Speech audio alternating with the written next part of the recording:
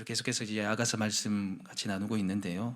오늘 본문을 보시면요, 크게 두 부분으로 나눌 수 있습니다. 첫 번째는 솔로몬을 찾는 술람의 여인, 이게 1절에서 5절까지 말씀이고요. 그 다음에 술람의 여인을 찾아온 솔로몬의 모습이 6절에서 마지막 11절까지 나와 있습니다. 그런데 오늘 이 솔로몬이 술람의 여인을 찾아왔는데 그동안의 모습과는 좀 달라요. 그동안의 모습과는 확연히 다른 모습으로 찾아왔습니다. 원래 이 술람의 여인에게 찾아왔던 솔로몬의 모습은 지극히 평범한 목동의 모습이었어요. 아가서 1장 7절 여러분 한번 보시면요, 아가서 1장 7절에 보시면요, 내 마음으로 사랑하는 자야 내가 양치는 곳과 이렇게 되어 있어요. 그러니까 목자처럼 왔다는 거예요. 양을 치는 목자의 모습, 아주 평범한 모습으로 왔다는 거예요. 왜? 왕의 모습으로 찾아오면 얼마나 놀라겠어요. 얼마나 위화감을 느끼겠어요. 아주 평범한 모습으로 왕복 다 보고 그냥 그렇게 평범한 모습으로 그렇게 찾아왔다는 거예요 지금. 근데 오늘 솔로몬의 모습이 완전 다릅니다. 완전 딴판인데 그 모습 우리가 한번 보면요, 6절 보시면 오략과 유향과 상인의 여러 가지 향품으로 향내 풍기며 연기 기둥처럼 거친 데에서 오는 자가 누구인가. 그러니까 온갖 좋은 향기들을 다 풍기면서 연기 기둥을 막 일으키면서 온다는 거예요. 이게 무슨 의미냐면은 광야에서 막 오는데 그 대형이 어마어마해가지고 구름대가 막 일어나는 게 이제 연기 기둥처럼 보인다는 거예요. 어마어마한 모습으로 지금 오는데 오늘 7절에 보십시오. 볼지어다 솔로몬의 가마라. 이스라엘 용사 중 60명을 둘러쌌는데 이 솔로몬의 가마를 60명의 군사들이 둘러쌌어요. 각기 허리에 차면서 허리에 칼을 찬 상태로 이렇게 왔다는 거예요. 그런데 그 가마의 모습을 보면 10절에 보십시오. 그 기둥은 은이요 바닥은 금이요 자리는 자색 깔개라. 기둥을 은으로 만들고 바닥을 금으로 만들고 자리 색깔을 자색으로 했어요. 금은으로 치장하고 자색은 왕들이 입는 옷이었어요. 옷 색깔이 자색이었습니다. 그러니까 왕이라는 의미죠. 이렇게 위엄을 갖추고 누가 봐도 왕처럼 왔어요. 누가 봐도 왕의 위엄과 화렴을 갖추고 왔어요. 왜 이렇게 왔냐면요, 11절에 정답이 나옵니다. 시온의 딸들아 나와서 솔로몬 왕을 보라. 혼인을 위해서 온 거예요. 지금 솔로몬이 찾아왔는데 지금 뭐 하러 왔어요? 결혼하러 왔어요. 결혼하기 위해서 신부를 데리고 온 거예요. 왕궁에 가서 이제 결혼식을 치르려고 지금 온 거예요. 그러니까 왕의 모습으로 찾아온 모습입니다. 여러분이 지금 이 말씀을 보시면요, 이 왕의 모습으로 찾아온 이 솔로몬의 모습이 꼭 우리 예수님처럼 보여요. 재림할 때 찾아오는 예수님의 모습처럼 보입니다. 요한계시록 우리 19장 한번 찾아볼까요? 요한계시록 19장 한번 찾아보겠습니다. 성경이 찾기 힘든 분들은 자막 보시면 되겠습니다. 요한계시록 19장 찾을 수 있는 분들은 웬만하면 성경을 찾으십시오. 11절 보겠습니다. 11절.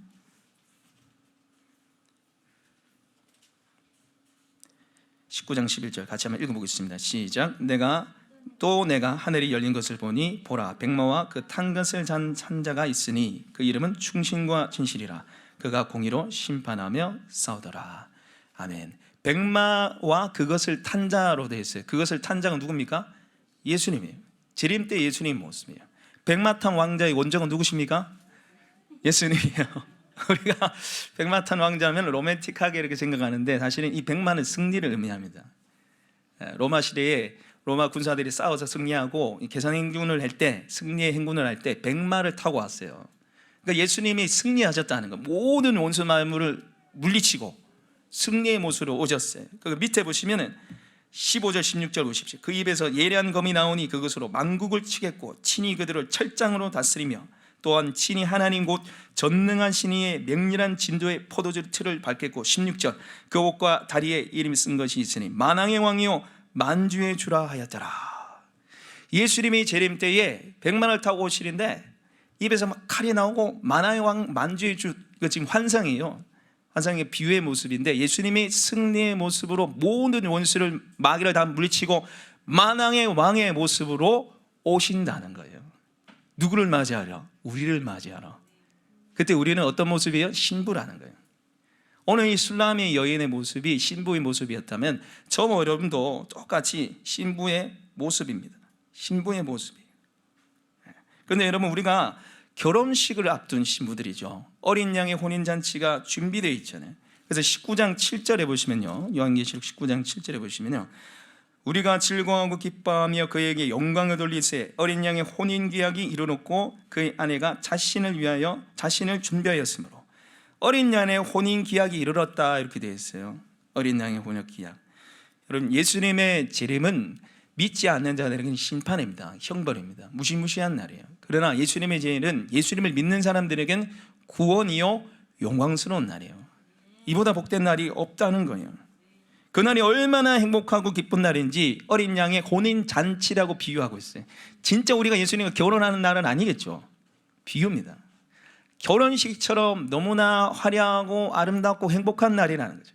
결혼식처럼 예수님과 우리가 하나된 완벽한 하나됨을 누리는 시간이라는 거죠. 얼굴과 얼굴을 맞대어 보는 날이 바로 예수님이 재림하신 날이라는 거죠. 그런데 이 19장 7절은 다시 자세히 보시면요, 그 아내가 자신을 준비하였으므로 되어 있어요. 이 어린 양의 혼인잔치를 정말 믿음으로 바라보는 예수님의 신분은 어떻게 해야 된다는 거예요? 준비해야 된다는 거죠. 예수님의 다시 오시는 그 재림의 때를, 예수님과의 결혼의 때를 준비해야 된다라는 것입니다. 제가 인터넷을 찾아보니까 일반적으로 남녀가 결혼하기 전에 준비할 것들을 막 이렇게 나오는 거 제가 잠깐 찾아봤는데, 결혼 1년 전부터 준비해야 된다 하더라고요. 결혼 1년 전에 상견례 준비하고 혼인집 준비하고, 그 다음에 10개월 전에 결혼식장 예약한다. 4, 5월 시즌에 매우 붐비기 때문에 주차장, 식당, 교통편 꼼꼼히 체크하고 신혼여행지 정하기 10개월 전에 해야 되고, 결혼 5개월 전에는 예물 예단 준비, 신혼살림 준비, 결혼 1개월 전에는 청첩장 준비, 답례품 준비, 그리고 신부에게 가장 중요한 다이어트를 준비해야 된다는 거죠. 웨딩 촬영과 웨딩 드레스를 입으려면 다이어트 준비를 1년 전부터 열심히 해가 8kg, 10kg는 감량하고 입어야 된다고 제가 그렇게 해놨더라고요. 여러분, 세상 남녀도 결혼식 준비하면 어마어마하게 준비합니다. 하물며 예수님의 신부된 우리가 어떻게 해야 되겠습니까? 여러분, 오늘 설교 제목이 뭡니까? 네? 결혼식을 앞둔 신부죠. 결혼식을 앞둔 신부. 우리는 모두 다 어린 양의 혼인잔치, 결혼식을 앞둔 신부예요. 그래서 준비할 게 있단 말이죠. 오늘 말씀을 통해서 정말 주님께서 기뻐하시는 아름다운 신부로 예비되어지고 준비되는 저 여러분 되시길 소망합니다. 우리가 함께 본격적으로 말씀을 살피기 전에 이스라엘의 결혼 풍습을 좀 같이 봤으면 좋겠어요. 이스라엘의 결혼 풍습을요. 이스라엘 결혼 풍습을 아셔야지 예수님이 다시 오심들이 어떻게 되는가를 좀 더 자세히 좀 알 수 있어요. 그러면 하나님께서는 이스라엘이란 민족을 선택하셨습니다. 그래서 그들의 문화와 풍습을 통해서 예수님의 진리의 말씀, 하나님의 말씀을 풀어주셨어요. 그렇죠? 농사법을 통해서 씨 뿌린 자의 비유를 통해서 말씀이, 하나님 나라의 천국이 우리에게 어떻게 임하는지를 보여주셨어요. 달란트 잔치 그 시대에 사용하던 화폐 단위잖아요. 경제 단위잖아요. 마찬가지 이스라엘의 결혼 풍습도 예수님이 이걸 가지고 쓰셨어요. 어떻게 이 땅에 오시는지 쓰셨는데, PPT를 좀 띄워주실래요? 자, 이스라엘 결혼 풍습이 있는데요, 결혼은 히브리로 카두신인데 이게 성화라는 뜻입니다. 그러니까 이 결혼을 굉장히 거룩한 것으로 봐요. 이스라엘 백성들은. 왜 성화하겠습니까? 남편과 아내가 만나가지고 찌지고 먹고 싸우다 보면은 성화가 이루어진다는 거예요. 왜 싸움이 납니까? 나랑 안 맞거든요. 나한테 문제 있는 게 그 사람을 통해서 드러나는 거예요. 결혼 전에 저도 괜찮은 좀 사람인 줄 알았는데, 야, 결혼하고 그 다음에 애 낳고, 야, 고개를 끄덕끄덕거리시네요. 내가 이거밖에 안 되는 인간이구나 하는 생각을 좀 하게 돼요. 어쨌든 성화로 보고요, 결혼의 목적은 이스라엘 사람들은 생육하고 번성하는 뜻을 이루는 걸로 봐요. 창세기에 나온 말씀. 그리고 결혼의 연령대는 12세에서 13세 정도로 봅니다. 굉장히 빨리 결혼했죠. 근데 이스라엘의 결혼 풍습과 예수님의 사역이 굉장히 일치하는 게 많아요. 어떻게 됐냐면 정혼, 약혼을 합니다. 이건 예수님의 초림의 때를 우리한테 설명해주고 보여주는 거예요. 그런데 우리의 약혼과 달라요. 이스라엘의 약혼은 동일한 효력을 가지고 있어요. 뭐와? 결혼과 똑같이 봅니다. 그래서 지금 요셉과 마리아가 결혼한 게 아니었어요. 약혼했어요. 그런데 애가 임신했는데 어떻게 보는 거예요? 그거는 정절을 잃어버렸다. 결혼했는데 간음했다는 식으로 본단 말이에요. 결혼 아직 안 한 상태에서 임신했잖아요, 예수님을. 물론 성령으로 잉태했죠. 그래서 똑같은 효능을 가지고 있는 걸 봤는데 이 사역들은 정원은 예수님과 초림과 연결되어 있어요. 어떻게 보냐면요, 이 결혼식이 어떻게 지었냐면 신랑이 자신의 집에서 떠나서 신부의 집으로 갑니다. 근데 이 모습이 말씀에 나오죠. 요한복음 16장 28절의 말씀에 보면 내가 아버지에게서 나와 세상에 왔고 예수님 말씀하시죠. 신랑 대신 예수님이 우리를 찾아온 모습과 똑같아요. 그 다음에 두 번째는 신랑 아버지에게 신부의 지참금을 지불해 줍니다. 신부의 지참금, 조금 복잡하지만 신부의 몸값처럼 여러분 생각하시면 될 것 같아요. 그런데 예수님도 우리를 위해서 자신의 피값을 내놨어요. 그래서 값으로 한 것이 되었으니 고린도전서 6장 20절에 나옵니다. 예수님 값으로 우리를 사셨어요. 마치 신부 아버지에게 지참금을 준 것처럼 그렇게 하셨고, 세 번째는요, 신랑이 신부에게 포도주를 따라주고 정혼하고 신부는 마시면 언약이 성취가 됩니다. 약혼이 성취가 되고 성사가 돼요. 그것처럼 예수님이 십자가에 못 박히기 돌아가시기 전에 성만찬을 베푸셨죠. 그래서 포도주를 주시면서 이것은 나의 피, 곧 너희를 위한 피, 언약의 피다 이렇게 말씀하셨어요. 그래서 나의 피, 언약의 피다, 이게 지금 결혼식에도 살펴보면 나오는 거죠. 그 다음에 신랑이 이제 떠나가기 전에 결혼식, 이 약혼식이 마치면은 선물로 줘요. 선물 왜 주냐면 이 선물을 간직하고 있다가 볼 때마다 나를 기억하라는 거예요. 다시 내가 데리러 올 테니까 선물 보고 나를 기억하고 있으라는 거예요. 예수님도 떠나가시면서 선물을 우리에게 주셨죠. 바로 성령님이십니다. 요한복음 16장 7절 우리 같이 한번 읽어볼까요? 시작. 내가 떠나가지 아니하면 보혜사가 너에게로 오시지 아니할 것이요 가면 내가 그를 너에게로 보내리니. 아멘. 보혜사이신 성령님을 선물로 우리에게 주셨어요. 사도행전 2장 38절에도 그리하면 성령의 선물을 받으리니 되어 있어요. 그 다음에 다섯 번째가 신부는 선물을 보면서 신랑이 오기까지 순결을 지켜야 됩니다. 정절을 지켜야 돼요. 그래서 고린도후서 11장 2절 같이 한번 읽어보겠습니다. 시작. 정결한 처녀로 한 남편인 그리스도께 드리려고 중매함이로다. 그러나 나는, 자 여기까지입니다. 여기까지가 약혼이에요. 이건 예수님의 초림을 말하는 거죠. 그 다음에 이제 결혼식을 합니다. 자 이게 죄송합니다. 하나 빠뜨렸네요. 우리 같이 6번 보시면요, 신부와 함께 살 집을 마련하기 위해서 신랑이 집으로 돌아가요. 자, 그래 돌아가서 1, 2년 동안 뭐 하냐면 함께 할 신혼집을 만들어 놔요. 자기가 만들든지 아니면 종들을 불려가지고 같이 살 신혼집을 만들었어요. 그게 1년에서 2년 정도 걸려요. 그래서 예수님이 요한복음 14장 2절 말씀 같이 한번 읽어보겠습니다. 시작. 내가 너희를 위하여 거처를 예비하러 가노니. 그러니까 이게 이 말씀이에요. 지금 결혼의 풍습 속에서 너무나 잘 아는 말씀을 지금 제자들에게 한 거예요. 예수님이 하늘로 올라가신 것은 우리로 하여금 거처를 예비하러, 천국집을 예비하러 가신 거죠. 자, 여기까지가 이제 예수님의 초림이고 약혼이고요. 그 다음에 예수님의 재림인데 이게 결혼입니다. 결혼. 이제 결혼식을 통해서 완전한 부부 관계를 이루게 됩니다. 자, 그 다음 1번 보시면 신랑의 아버지는 아들 신랑이 신혼집을 마련하고 결혼 준비가 끝났다고 생각되면 신부회로 보냅니다. 그러니까 신랑이 신부를 위해서 같이 살 집을 1년에서 2년 정도 만들어놔요. 그런데 다 만들었다 해서 갈 수 있는 게 아니에요. 누가 가라고 허락해야 돼요? 아버지요. 야, 니 보니까 준비 잘 됐네. 너 가도 되겠다. 그럼 가야 돼. 자기가 가고 싶다 해서 가는 게 아니에요. 아버지의 허락이 있어요. 근데 예수님 똑같이 말씀하셨어요. 자, 밑에 말씀 읽어보겠습니다. 시작. 그러나 그날과 그때는 아무도 모르나니 하늘의 천사들도 아들도 모르고 오직 아버지만 아시느니라. 예수님이 다시 오는 그 재림 때도 아버지만 아신다는 거죠. 아버지 하나님께서 시켜야지 오신다는 거죠. 그 다음에 자, 신랑이 지금 오는데 올 때 한밤중에 신랑의 들러리들이 뿔나파를 불어서 신랑이 신부를 데리러 온 것을 알립니다.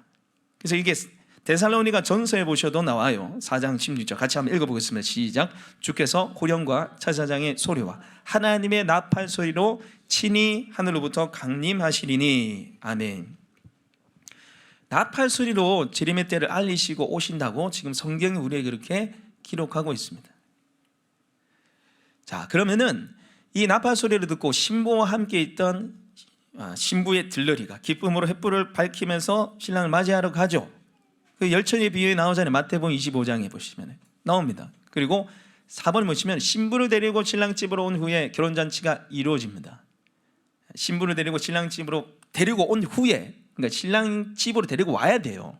데리고 온 후에 이제 결혼잔치가 이야기 되는데, 자, 이게 말씀을 보시면 계시록 19장 9절을 보시면 천사가 내게 말하기를 기록하라. 어린 양의 혼인잔치에 청함을 받는 자들이 복이 있도다. 그러니까 예수님이 신랑이 신부를 데리고 온 모습과 동일합니다. 그러니까 이스라엘의 결혼 풍습이 예수님의 초림과 재림과 사역과 연결되어 있다는 거죠. 우리가 결혼하는 모습과 연결되어 있다는 거죠. 자, 우리 이제 본격적으로 말씀 보시면은, 그러면 결혼식을 앞둔 신부인 우리는 어떻게 해야 되는가? 첫 번째로 신랑이신 예수님을 찾아야 됩니다. 신랑이신 예수님을 찾는 것이 신부의 모습이라는 거죠. 신부가 준비해야 될 것이 무엇입니까? 신랑이신 예수님을 찾아야 된다는 거죠. 자, 우리 다시 아가서 말씀에 돌아가세요. 아가서 3장 1절 말씀. 아가서 3장 1절입니다. 우리 같이 한번 읽어보겠습니다. 시작. 내가 밤에 침상에서 마음으로 사랑하는 자를 찾았노라. 찾아내어도 찾아내지 못하였노라. 아멘. 자, 오늘 지금 본문의 3장 1절에서 5절까지 말씀은 술람이 여인이 솔로몬을 찾는 모습이라 그랬어요. 그리고 그 뒤에 뭐가 나왔어요? 솔로몬이 찾아왔는데 결혼식 하러 찾아왔다는 거죠. 그래서 1절에서 5절까지는 신부인 우리가 준비해야 될 자세가 남아 있는 거예요. 술람이 여인이 어떻게 결혼식을 준비했는가가 기록되어 있는 거예요. 그래서 1절에 보면 내가 밤에 침상에서 이렇게 되어 있어요. 이거 근데 밤이라는 단어가 히브리어로 보시면은 복수로 되어 있습니다. 내가 밤들에서 이렇게 되어 있어요. 두 가지를 해석할 수 있는데, 이스라엘 백성들은 밤을 저녁 6시부터 새벽 6시까지 봐서 4시간씩 12시간이죠. 삼경을 묶었어요. 세 가지로 묶었어요. 그러니까 이거 지금 밤들이라는 단어를 보고 하루 밤 온전히 저녁 6시부터 새벽 6시까지 찾았다는 거예요. 솔로몬을 찾았다, 이렇게 해석할 수 있고요. 또 이 밤들은 날로 계산할 수 있어요. 그저께, 어제, 오늘까지 계속해서 밤마다 솔로몬을 찾았다는 거예요. 어떤 쪽으로 해석하든 간에 한 번만 찾은 게 아니라는 거죠. 밤에 계속해서 지속적으로 솔로몬을 찾았다는 거예요. 그리고 그 찾았다는 표현도 여러분 1절 하반절에 보시면 찾았노라, 찾아도 찾아내지 못하였노라. 그냥 한번 보고 싶어, 한번 보고 싶네, 한번 찾아볼까, 이 정도가 아니고요. 찾았노라, 찾아내도 찾지 못하였노라. 계속해서 찾았다는 거예요. 그래서 찾지 못해서 어떻게 합니까? 2절 같이 한번 읽어보겠습니다. 시작. 이에 내가 일어나서 성안을 돌아다니며 마음에 사랑한 자를 거리에서나 큰 길에서나 찾으리라 하고 찾으나 만나지 못하였노라. 볼륨을 좀 높여주세요. 여기 2절에 보시면은 내가 일어나서 성안을 돌아다니며 되어 있습니다. 성안을 돌아다니며, 성안을 돌아다니면서 솔로몬을 찾은 거예요. 그러면서 거리에서나 큰 길에서, 거리, 큰 길도 복수로 되어 있습니다. 거리마다, 큰 길마다 다 뒤지면서 찾았어요. 누구를 찾은 거예요? 솔로몬을 찾은 거예요. 너무너무 찾고 싶어서 찾은 거예요. 그래서 심지어 3절에 보시면 성안을 순찰하는 자들을 만나서 묻기를 내 마음으로 사랑하는 자를 너희가 보았느냐 하고 되어 있습니다. 성안을 순찰하는 자들은 성안을 지키는 경비원과 같은 지키는 사람들인데, 오늘 말씀해 보시면은 여인이 성안을 순찰하는 사람을 찾아가서 묻는 것처럼 보이지만 사실 그 반대입니다. 여인이 막 미친 듯이 뭘 찾고 있으니까 성안을 지키는 사람들이 쟤 뭐야? 좀 한번 가보자. 너 지금 뭐 하고 있어? 이 밤에 물어본 거예요. 정신없이 막 찾아다니니까 물어봤는데 내 마음으로 사랑하는 자를 지금 찾고 있다고 봤냐고 물어보는 거예요. 지금 여러분, 왜 이슬람의 여인이 계속 찾아다닙니까? 그 다음에 이제 나오죠. 3장 1절에 보십시오. 내가 밤에 침상에서 마음으로 사랑하는 자. 그리고 3절에도 성안을 순찰하는 자들을 만나서 묻기를 내 마음으로 사랑하는 자로 있습니다. 마음으로 사랑하는 자가 누구예요? 솔로몬입니다. 내가 솔로몬 왕을 찾습니다 이렇게 하지 않고 내 마음으로 사랑하는 자라고 얘기하고 있어요. 여러분, 사랑하면 찾게 돼 있어요. 그리고 이 마음이라는 이 단어가 히브리어로 네페시로 되어 있습니다. 네페시. 이게 마음이 아니고요. 마음은 레브라는 단어를 쓰지 않고 네페시라 쓰는데 이 영혼입니다. 생명을 말하는 거예요. 내 생명처럼 사랑하는 자라는 거예요. 내 영혼에서 사랑하는 자라는 거예요. 그래서 이 사람을 만나지 못하면 내 생명이 막 위협을 얻고 막 죽을 것 같다는 거예요. 내 영혼이 죽을 것 같다는 거예요. 그래서 내가 찾는다는 거죠. 여러분, 주님을 사랑하십니까? 주님을 사랑하시나요? 주님의 사랑하는 자의 특징이 뭡니까? 찾게 돼 있어요. 주님을 찾게 돼 있어요. 온갖 위협과 수고를 무릅쓰고 주님을 찾게 돼 있습니다. 여러분, 이 여인 한번 보십시오. 밤에 여인이 지금 찾으러 다녀요. 제가 이 주석들을 보면서 말씀을 준비하면서 보니까 오늘 1절에서 이 4절 말씀을 꿈으로 다 봐요. 거의 대다수가 이거 꿈이다 이렇게 봐요. 꿈에서 일어나는 일이다 이렇게 봐요. 저는 그러나 그렇게 안 봅니다. 왜 그렇게 안 보냐면 1절에 내가 밤에 침상에서 마음으로 사랑하는 자를 찾았노라, 찾아도 찾아야지 못하느니라. 이거는 제가 꿈으로 볼 수 있다고 생각합니다. 왜냐하면 침상에서 일어났던 일이기 때문에. 그러나 2절 보십시오. 이에 내가 일어났어라 되어 있습니다. 일어났어요.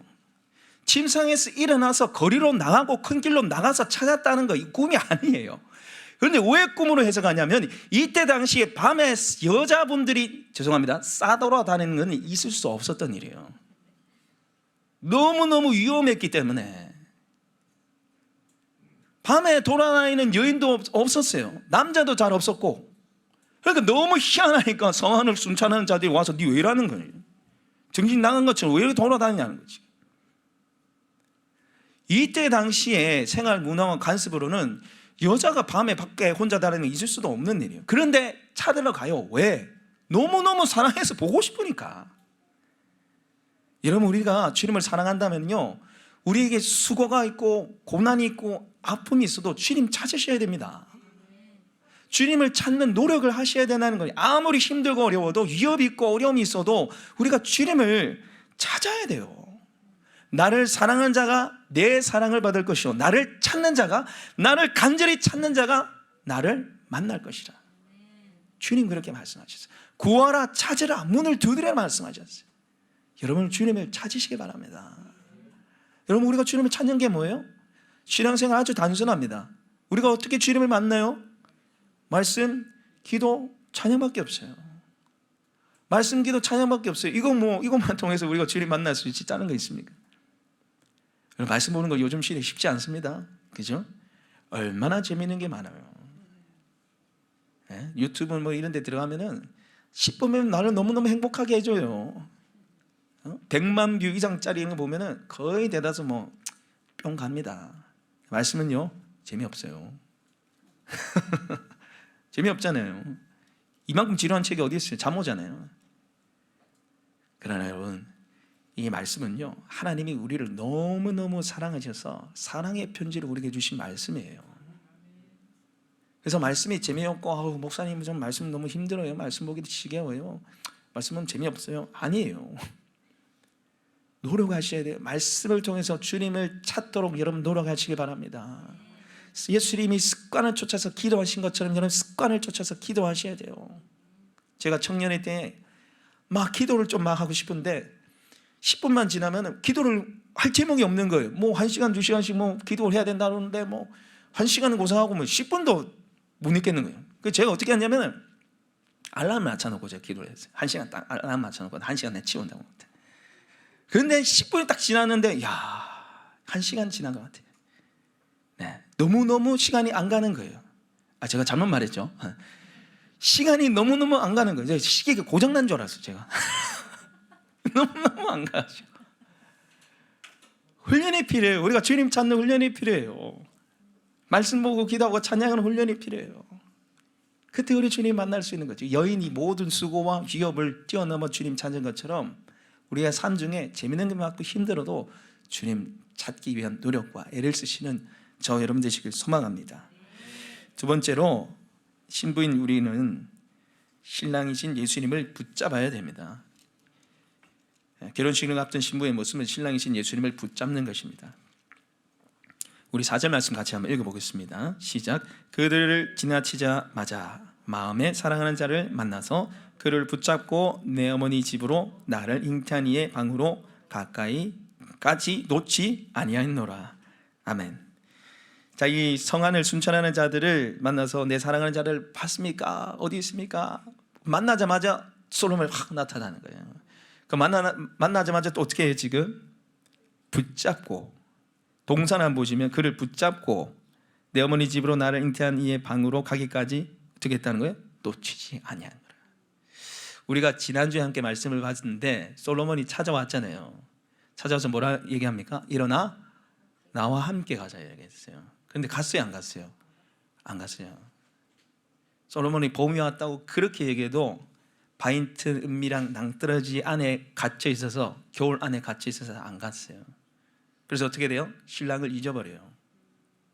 영혼의 어두운 밤이 찾아와요. 떨어짐이 생겨요. 뭐가 일어나요? 갈망이 생겨요. 그래서 막 찾고 찾았는데 드디어 찾았어요. 찾고 찾았는데 드디어 찾아 어떻게 하는 거예요? 붙잡아 버려요. 붙잡아줘. 잡았다! 이런 표현이 좀 그렇지만은 경찰이 도둑을 잡듯이 꽉 잡아가지고 어떻게 하는 거예요? 지금 말씀 보십시오. 붙잡고 방으로 가기까지 어떻게 했다는 거예요? 놓지 않았다는 거예요. 너무 찾고 싶어서 만났는데 붙잡아가지고 막 끌고 가듯이 끌고 왔다는 거예요. 누구를? 솔로몬을.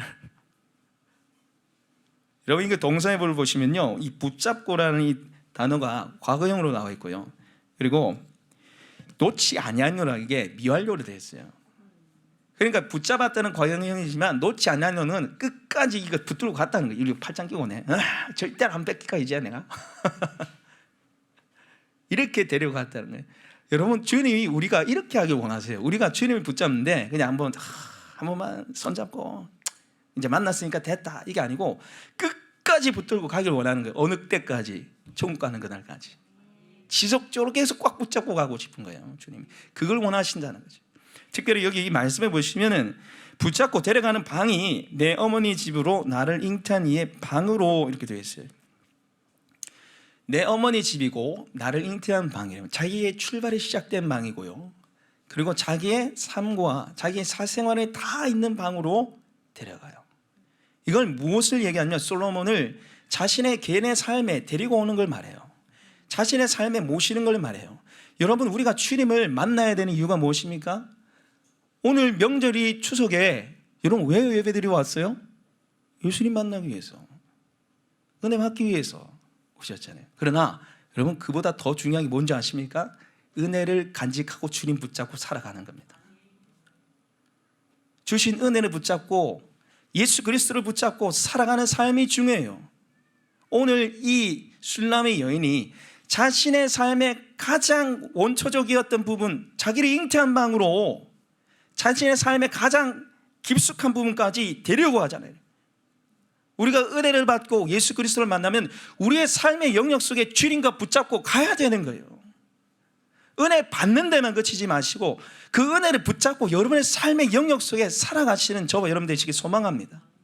여러분의 가정에서, 여러분 직장에서, 여러분의 삶의 영역 속에서 나 은혜 받으니까 이제 됐어, 예수님 필요 없어가 아니라 은혜를 받은 거 가지고 주님과 함께 동행하며 주님 붙잡고 살아가시는 저 여러분 되시길 소망합니다. 주님 붙잡고 살아가야 되는 거죠. 말씀을 마무리하도록 하겠습니다. 제가 이 말씀을 보면서 참 하나님께서는, 예수님께서는 우리가 적극적으로 신앙생활을 하기 원하신다는 게 느껴졌어요. 여러분 이게 찾는다, 붙잡는다, 보통 이런 단어는요 우리가 아니라 하나님이 우리를 찾아오신다, 하나님이 우리를 붙잡아 주신다 이렇게 쓰는 단어잖아요. 그런데 예수님은요 예수님만 그렇게 우리를 찾고 예수님만 그렇게 우리를 붙잡아 주길 원하시지 않고요, 우리가 예수님을 찾고 예수님을 붙잡길 원하시는 거예요. 그냥 주님 오시겠지, 그냥 은혜 주시겠지, 뭐 이 땅 이래 살면 되지가 아니라 정말 주님을 붙잡고 적극적으로 기다리길 원하신다는 거예요. 신부인 우리의 기다림은 소극적으로 언젠가 오시겠지, 언젠가 은혜 주시겠지가 아니라 오실 그 주님을 바라보면서 찾고 또 찾고 찾았을 때 붙잡고 살아가는 그 삶이 신부의 기다림의 삶인 줄 믿습니다. 그래서 여러분 삶 속에 정말 주님을 찾고 주님을 붙잡고 여러분 삶 속에 주님과 동행하시는 삶을 살아내시는 저와 여러분 되시길 소망합니다. 오늘 우리에게 주신 말씀을 생각하면서 함께 기도했으면 좋겠습니다.